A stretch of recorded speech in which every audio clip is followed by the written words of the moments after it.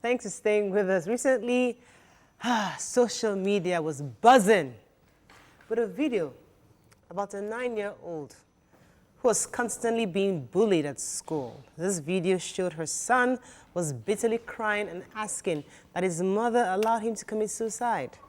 The mother, on the other hand, whose sadness could be heard in her voice, said that she had many times at this school always tried to help this boy concerning the attack on him, but nothing has happened. So I've just picked my son up from school, witnessed a bullying episode, rang the principal, and I want people to know, parents, educators, teachers, this is the effect that bullying has. I'm gonna do with you. This is what bullying does. So can you please educate your children, your families, your friends? Because all it takes is for one more instant and you wonder why kids are killing themselves. Give me it right now. I'm freaking stab myself in the car. Let's start from this video. When you watch this video, what came to your mind and how do we start as parents to begin to help our children who are being bullied? Okay, thank you. In fact, when I saw the video, the first thing I did was tag all my educator friends. Okay. That was the first thing I did on Instagram. Like, something has to happen because it's getting worse. It is actually getting worse, and that's from the ignorance of a lot of people. So I saw posts where people were being abusive as well. And I saw posts where people were even saying the boy is not even 9, he's 18, which is also in itself a bullying still. Yes. Because you can be a bully and not even be aware that you are a bully. Your child can be a bully and you're not even aware that your child is a bully. So we really need to track it and we need to be very, very aware of these things. The problem I have is the failure of the institutions, because this is a mother who is trying to do her best to protect her child. But then she has to give her child at least 6 hours a day to some institution. Teachers, school, and everybody else who has to take over parenting, and they ignore bullying. So I watch my children, I'm hardly at home, so I spend a few times I spend with my children trying to find out what their day was like, to find out if somebody even ever tried to do any form of bullying to them. Every single time I try to reach the school or the teachers, they don't know what I'm looking for. They seem inept about why are you asking these questions? Why are you digging for these kind of things? Maybe I've had a conversation with my child and I suspect certain things and I'm saying to the teacher, if this happened under your watch, you are the ones who fill in this gap for me.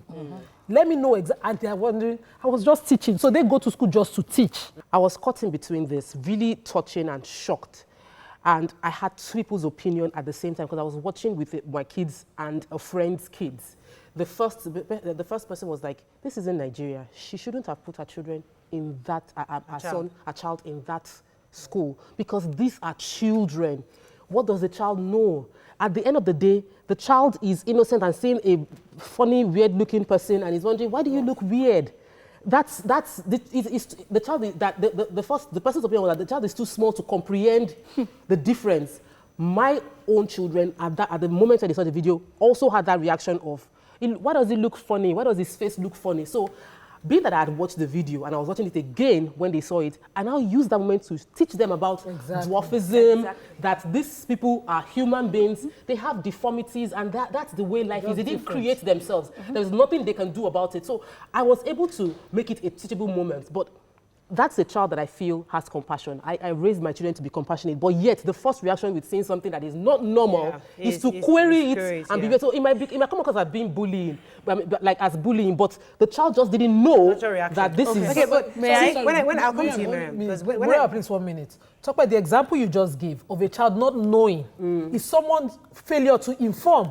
So yes, he's a dwarf in class. If the teacher continuously pays attention and educates the class on how important he is as a human, that gap will be covered. I'll come to you, Miriam, because when I watched that video, the first person that I felt was responsible for this was the mother or the parents. Why is that? And this is the reason I said that is because, first of all, your child is a dwarf, or whatever deformity your child has, whatever.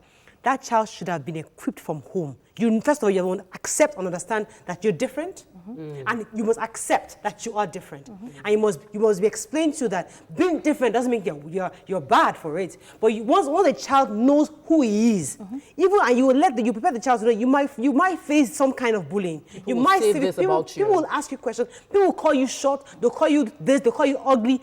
But that's how the world is, and this is how you handle it. You prepare your child for those circumstances, because not just because you want to always, you cannot fully equip every single child, but there's certain cases where you must equip your child because they're going to face the real world.